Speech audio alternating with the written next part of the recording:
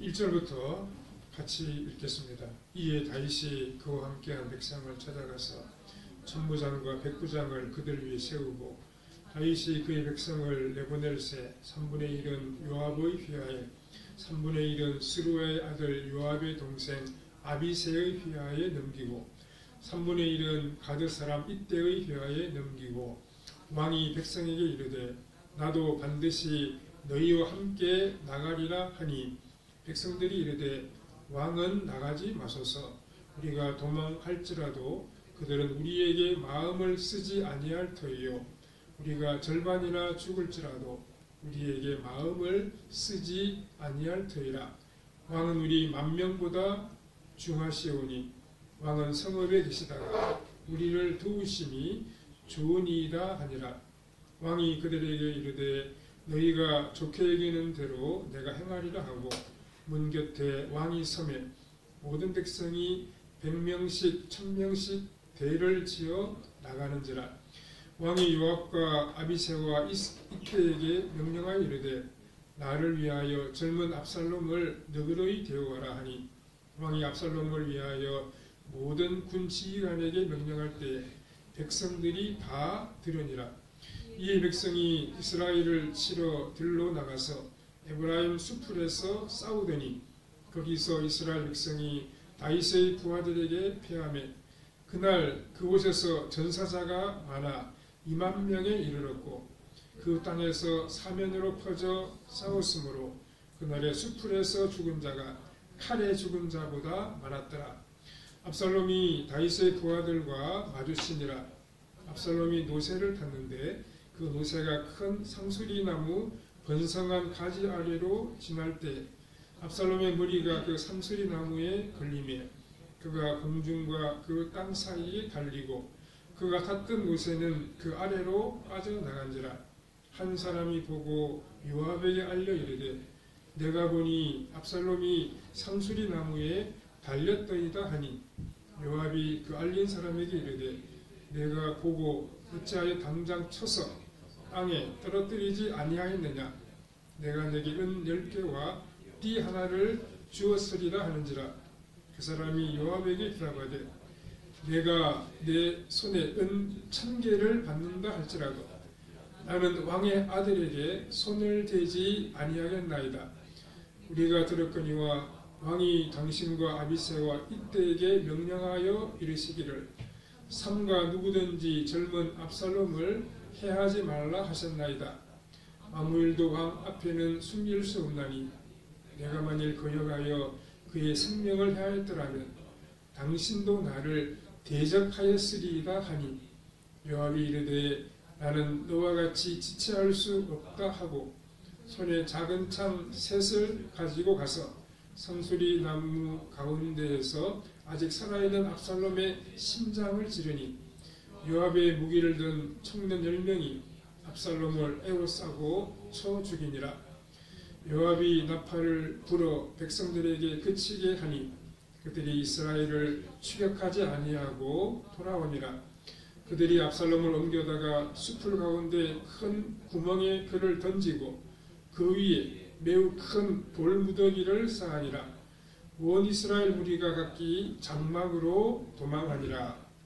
내려가서 31절에서 33절까지 같이 읽겠습니다. 구스 사람이 이르러 말하되 내 주 왕께 아뢰 소식이 있나이다. 여호와께서 오늘 왕을 대적하던 모든 원수를 갚으셨나이다 하니 왕이 구스 사람에게 묻되 젊은 압살롬은 잘 있느냐. 구스 사람이 대답하되 내 주 왕의 원수와 일어나서 왕을 대적하는 자들은 다 그 청년과 같이 되기를 원하나이다 하니 왕의 마음이 심히 아파 문 위층으로 올라가서 우니라. 그가 올라갈 때 말하기를 내 아들 압살롬아, 내 아들 압살롬아, 차라리 내가 너를 대신하여 죽었다면 압살롬 내 아들아 하였더라. 오늘은 아들의 반역과 아버지의 사랑이라는 제목으로 잠시 말씀을 생각해 보겠습니다. 우리가 보통 그런 말을 하죠.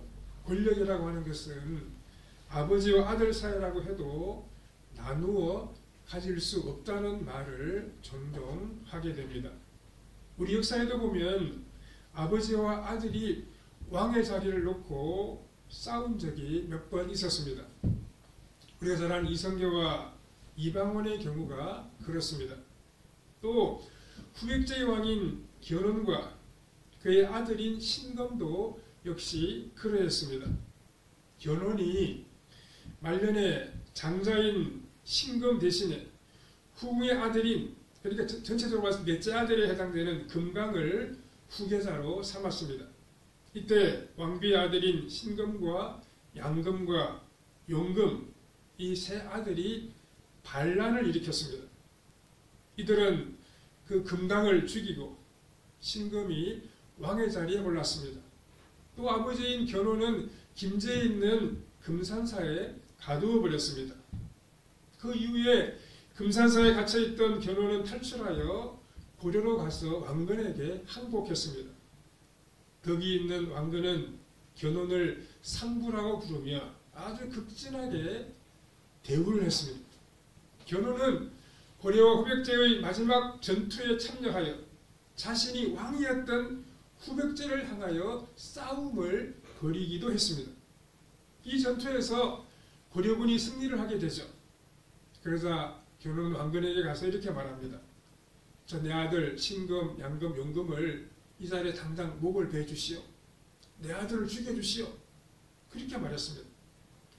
아버지가 아들을 죽이라고 말했습니다. 얼마나 놀랍고도 끔찍한 일입니까?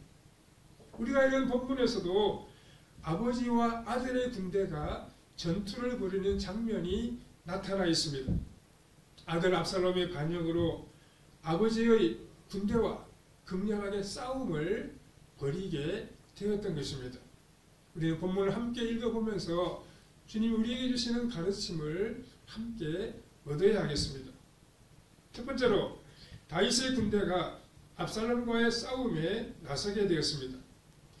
이 후세의 전략에 따라서 압살롬은 다윗의 군대와 전면적으로 전투를 벌이게 되었습니다. 온 이스라엘에서 군대를 모아가지고 다윗을 향하여 대대적으로 공격을 했습니다. 본문에는 양쪽 군대의 숫자가 나오지를 않는데 학자들은 아마도 이 양 군대의 수가 비슷했을 것이라고 추측을 하고 있습니다. 이렇게 된 것은 압살롬을 따르는 백성들이 예상한 만큼 많지를 않았다는 것입니다. 압살롬은 아버지를 왕의 자리에서 축출하면 모든 백성들이 자신을 따를 줄로 알았습니다. 하지만 처음에는 압살롬에 대해서 많은 백성들이 관심을 가졌는데 시간이 지나자 다윗을 지지하는 쪽으로 민심이 좀 변하게 되었습니다. 이것은 하나님께서 다윗과 함께 하시는 것을 우리에게 보여주는 것입니다. 이스라엘 백성은 하나님의 양떼라고 말할 수 있습니다. 양들의 특징이 무엇입니까? 양들은 목자의 음성을 잘 분별합니다. 다윗의 아들 압살롬의 반역으로 인해서 다윗은 지금 도망가고 있었지만 백성들의 마음은, 상당수의 백성들의 마음은 아직도 다윗에게 가 있었습니다. 이걸 보면 다윗이 참 나라를 잘 통치했다는 것을 우리가 알 수 있습니다. 다윗이 말씀으로 나라를 다스렸을 때 백성들이 은혜를 받았고 그 은혜 받은 백성들이 여전히 다윗을 자신들의 왕으로 여기고 있었다는 사실입니다. 압살롬을 지지하는 백성들이 생각보다 많지 않아서 전면전을 벌인다고 해도 그들에게 별로 유리할 것이 없었습니다.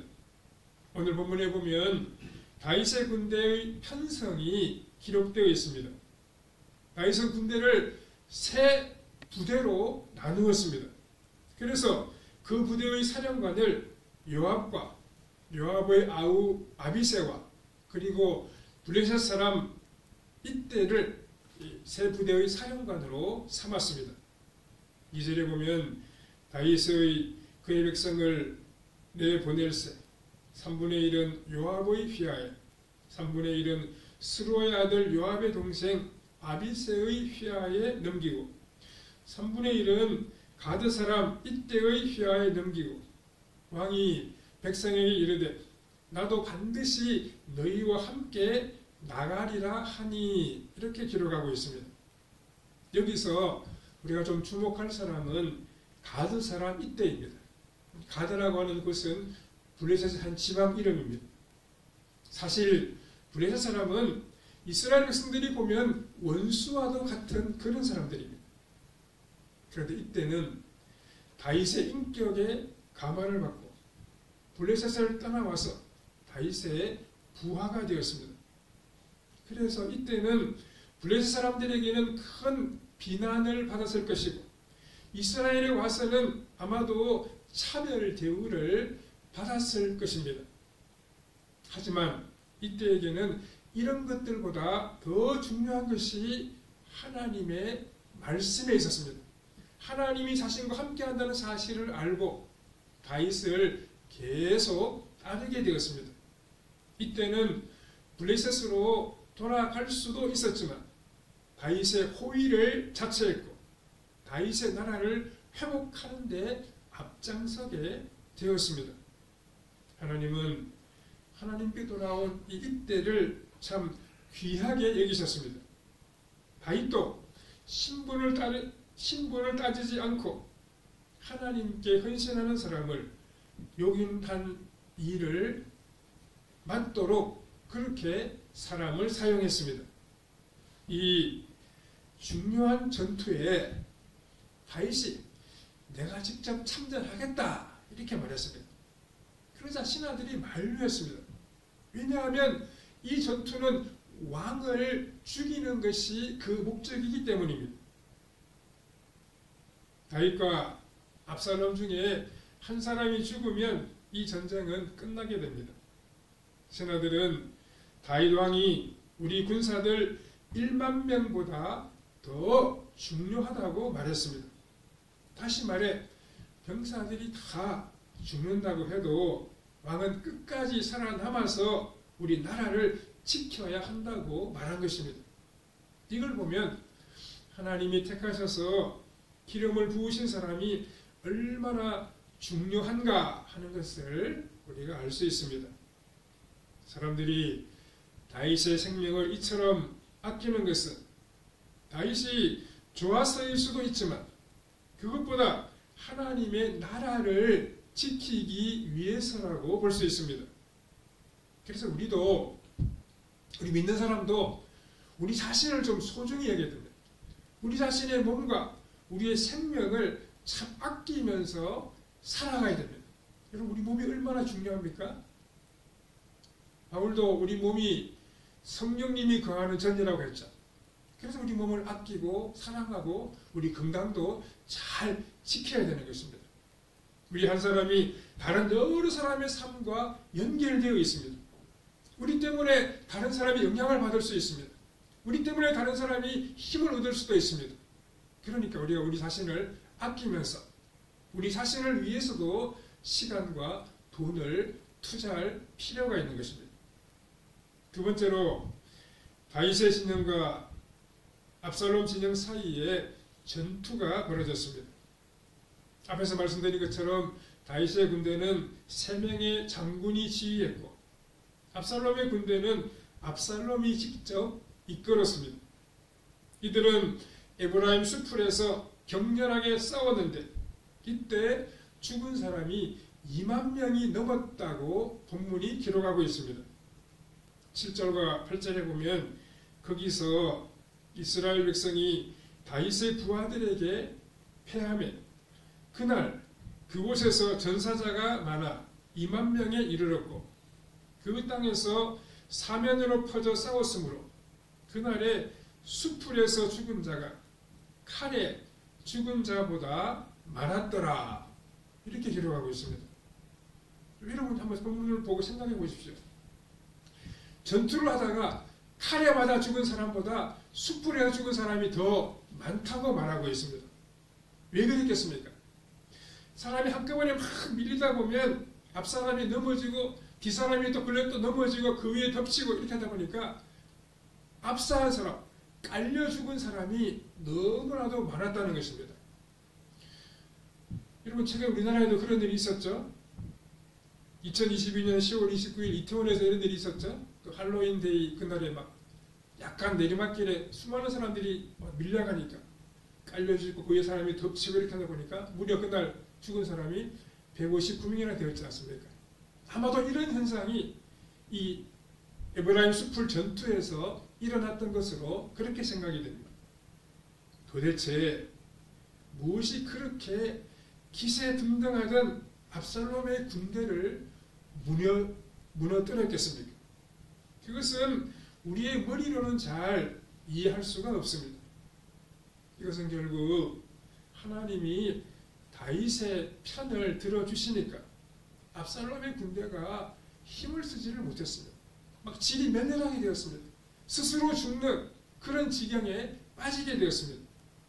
그리고 이 숲속에 들어왔던 압살롬 또한 나뭇가지에 자신의 머리털이 걸려서 한 번도 싸워보지도 못하고 그만 죽임을 당하고 말았습니다. 구절을 보시면 압살롬이 다윗의 부하들과 마주치니라. 압살롬이 노새를 탔는데 큰 상수리나무 번성한 가지 아래로 지날 때 압살롬의 머리가 그 상수리나무에 걸리며 그가 공중과 그 땅 사이에 달리고 그가 탔던 노새는 그 아래로 빠져나간지라 라고 했습니다. 참 묘한 일이 벌어졌습니다. 압살롬이 노새를 타고 숲속을 막 달려가는데 그가 자랑하던 그 머리털이 그만 나뭇가지에 걸리고 말았습니다. 그리고 노새는 멈추지 않고 계속 달려갔습니다. 그래서 압살롬은 나뭇가지에 매달려 있게 되었습니다. 이 모습을 다윗의 병사들이 보았습니다. 당연히 이때 가서 압살롬을 쳐 죽여야 되는데 그를 죽이지 말라고 한 다윗 왕의 부탁을 들었던 병사들은 차마 죽이지를 못했습니다. 군사적으로 적이니까 죽이는 것이 마땅했습니다. 그런데 왕이 죽이지 말라고 명령했으니까 섣불리 죽일 수가 없었습니다. 이때 한 지혜로운 병사가 자신이 죽이지 않고 요압에게 가서 이 사실을 이야기했습니다. 이 순간에 이 요압 장군과 이 병사 사이의 대화가 참으로 흥미롭습니다. 요압은 이 병사에게 왜 압살롬을 죽이지 않았냐 이렇게 말했습니다. 이때 이 병사는 내가 압살롬을 죽였다면 내가 칭찬을 받겠습니까? 당신은 나를 대적하지 않겠습니까? 이렇게 말했습니다. 요압은 네가 만약에 압살롬을 죽였다면 은 10개와 띠 하나를 주었을 것이다. 이렇게 말했습니다. 그래서 이 병사는 내가 왕이 압살롬을 죽이지 말라고 하는 말을 들었는데 설령은 1000개를 준다고 해도 나는 죽일 수가 없습니다. 이렇게 대답했습니다. 또 그는 말하기를 자신이 압살롬을 죽였다면 요압 당신도 나를 대적했을 것입니다. 이렇게 말하기도 했습니다. 이렇게 대화를 나눈 후에 요압은 14절과 15절에 보면 상수리나무로 가서 압살롬을 창으로 찔러 죽이게 됩니다. 여기 왜 하필 그 압살롬의 머리털이 상수리나무 가지에 걸려서 죽게 되었는지 우리가 잠시 한번 생각해 봐야 됩니다. 이렇게 된 것은 한마디로 말하면 하나님이 압살롬을 버리신 것입니다. 하나님이 버리시니까 전혀 예상하지 못한 방법으로 죽음을 맞이하게 되었습니다. 이 압살롬의 머리가 얼마나 멋지다고 계속 성경이 말을 하고 있습니다. 압살롬도 자신의 머리가 참 멋이 있다는 걸 알았던 것 같습니다. 그래서 전쟁에 나갈 때 투구를 쓰지 않고 나갔습니다. 만약에 투구를 썼다고 하면 머리털이 나뭇가지에 걸리지 않았을 것입니다. 결국 자신이 가장 자랑스럽게 여기던 그 머리털 때문에 압살롬은 죽게 되었습니다. 그런데 사실 이미 오래전에 압살롬은 하나님 앞에서 죽을 수밖에 없는 사람이었습니다.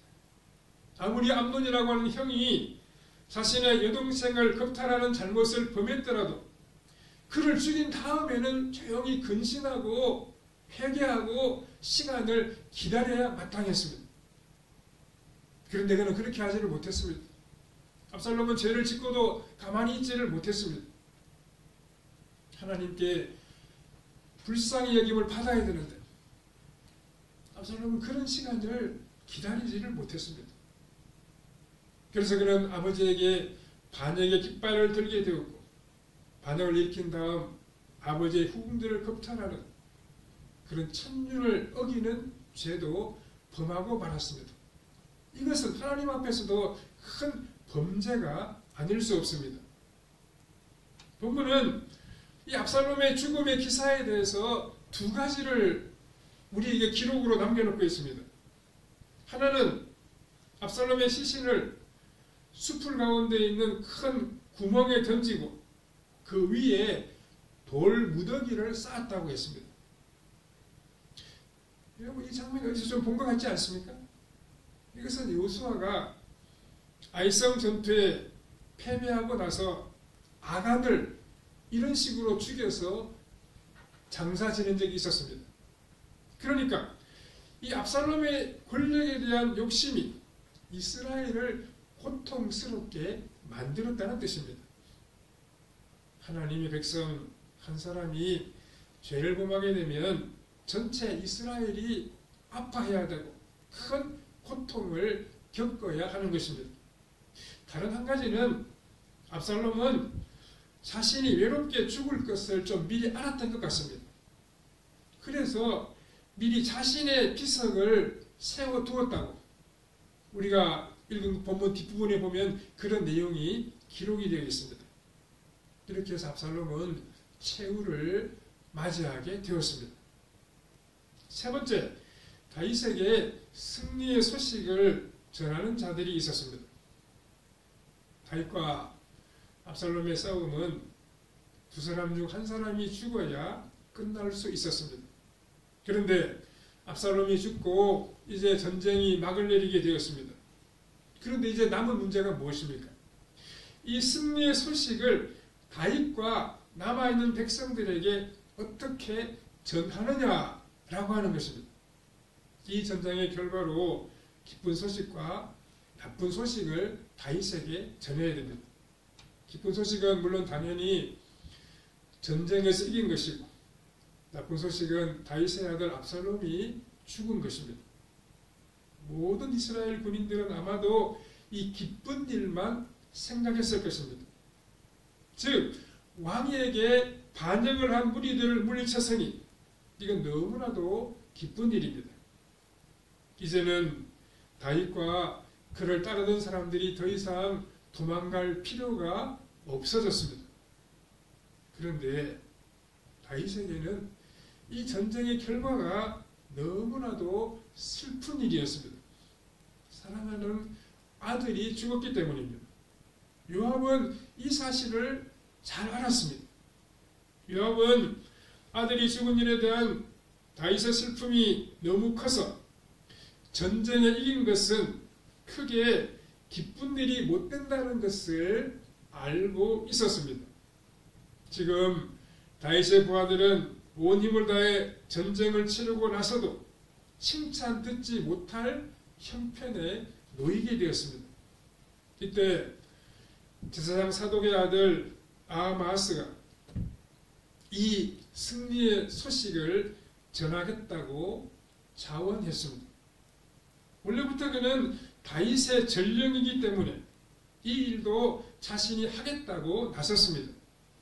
그런데 요압은 왕의 아들이 죽었기 때문에 가지 말라고 만류하면서 대신 구스 사람을 전령으로 보냈습니다. 구스는 오늘 이디오피아 그 지역을 가리키는 지명입니다. 그러니까 구스 사람은 흑인이죠. 요압은 다윗 왕이 전쟁에서 이기는 것보다 아들 압살롬이 살아있는데 더 관심이 많다는 것을 잘 알았습니다. 그래서 요압은 구스 사람을 전령으로 보내었는데 아하스는 자신이 꼭 가게 해달라고 막 졸랐습니다.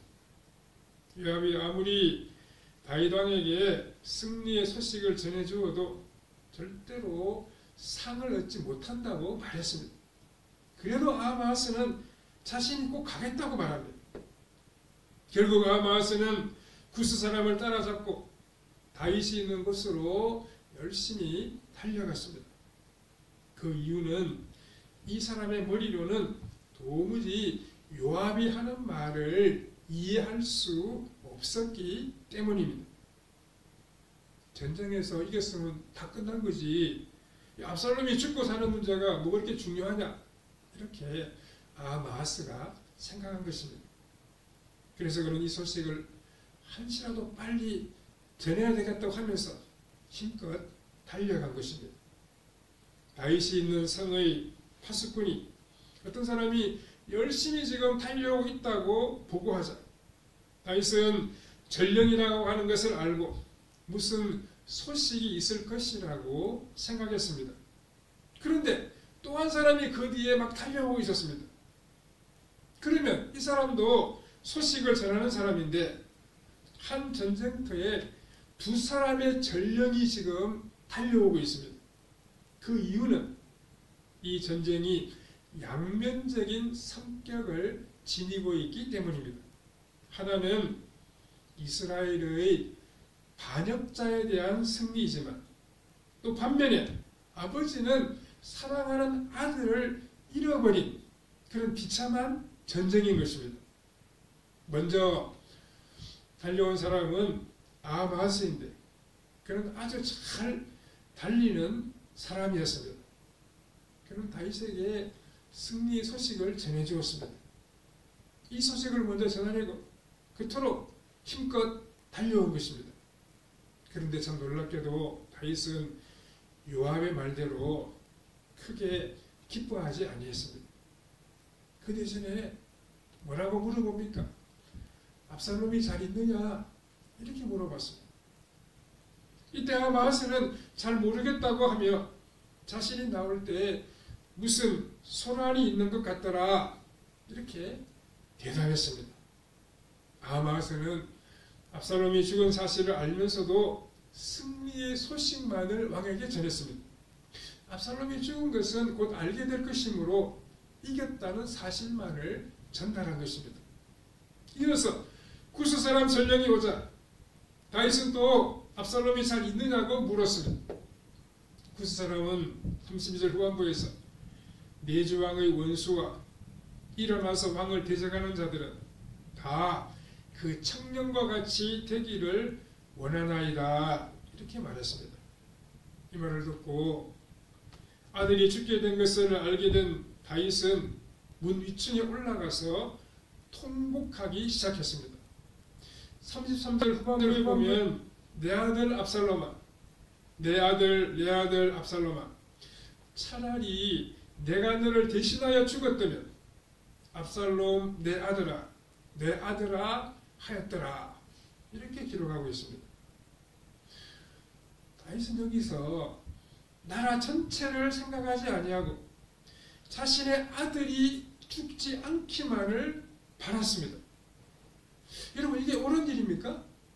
이 왕으로서는 올바른 생각이 아니지 않습니까? 왕은 나라가 우선이게 맞는 거 아닙니까? 그런데 다윗에게는 나라보다 아들이 더 우선이었습니다. 압살롬이 반역자이고 심지어 아버지를 죽이려고 추격해 오던 그런 아들이었습니다. 나라를 큰 혼란과 고통에 빠뜨린 사람이었습니다. 그럼에도 불구하고 아버지 다윗은 이 아들이 더 좋았고 나라보다 더 소중했습니다. 자신이 먼저 죽고 압살롬이 이스라엘의 왕이 되는 것을 바랐습니다. 후백자의 왕 견호는 자신을 왕의 자리에서 몰아내고 금산사에 유폐시킨 큰아들과 둘째, 셋째 아들을 다 죽여달라고 왕건에게 부탁했습니다. 하지만 다윗은 반역을 일으킨 아들을 죽이지 말라고 병사들에게 신신당부했습니다. 또한 그 아들이 죽었을 때 차라리 내가 너를 대신하여 죽었다면 더 좋았을 것이라고 말하기도 했습니다. 왜 같은 아버지인데, 왜 똑같은 아버지인데 이렇게 전혀 다른 모습을 우리에게 보여주고 있는 것입니까? 견혼의 마음에는 하나님의 사랑이 없었고 자신을 몰아낸 아들에 대한 미움과 분노로만 가득 차 있었습니다. 그 미움과 분노가 아버지의 사랑보다 더 강력하여 아들을 죽이고 싶은 생각이 견혼의 마음을 지배하고 있었습니다. 하지만 다윗은 하나님의 은혜와 사랑을 받은 사람입니다. 하나님의 사랑이 어떤 것을 몸으로 체험한 사람이 바로 다윗이었습니다. 그의 마음에 하나님의 사랑이 있었고 아들에 대한 아버지의 사랑도 물론 당연히 있었습니다. 다윗에게는 부정이 가득했습니다. 하나님의 사랑을 받고 그 은혜에 감동된 사람은 다른 사람들을 용서할 수 있습니다. 하나님의 사랑을 받은 사람은 다른 사람을 끝까지 사랑하고 감싸줄 수 있습니다. 그 하나님의 사랑을 다른 사람들에게 나타낼 수 있습니다. 이 사람이 바로 다윗이었습니다. 말씀을 통해 체험을 통해 하나님의 사랑을 겪었던 다윗은 참으로 자신을 죽이려고 하는 사람까지 사랑한 이런 놀라운 사랑을 우리에게 보여주고 있습니다. 우리도 주의 사랑을 깨닫고 다른 사람을 끝까지 용서하고 사랑하며 살아가야 할 것입니다. 우리가 받은 하나님의 사랑에 감사하며 나 자신만을 생각하는 그런 이기적인 마음을 버리고 사랑하며 섬기며 살아가는 성도님들의 삶이 다 되시기를 바랍니다. 사랑하는 하나님 은혜를 감사합니다. 오늘 우리가 아들과 아버지의 관계를 통해서 하나님 베푸신 사랑을 함께 생각해 보았습니다. 다윗은 자신을 반역하고 자신을 죽이려고 달려오는 그 아들을 끝까지 사랑했다는 사실을 우리 함께 생각해 봤습니다. 우리도 주님이 베풀어 주신 그 놀라운 사랑에 감사하면서 다른 사람들을 용서하고 사랑하며 관용하며 품어주며 살아가는 우리의 삶이 되게 하여 주시옵소서. 끝까지 다른 사람을 사랑으로 돌아봄으로 하나님의 사랑을 가르쳐주는 우리의 발걸음이 되게 해주시기를 원하옵고 예수님의 거룩하신 이름으로 기도하옵나이다. 아멘.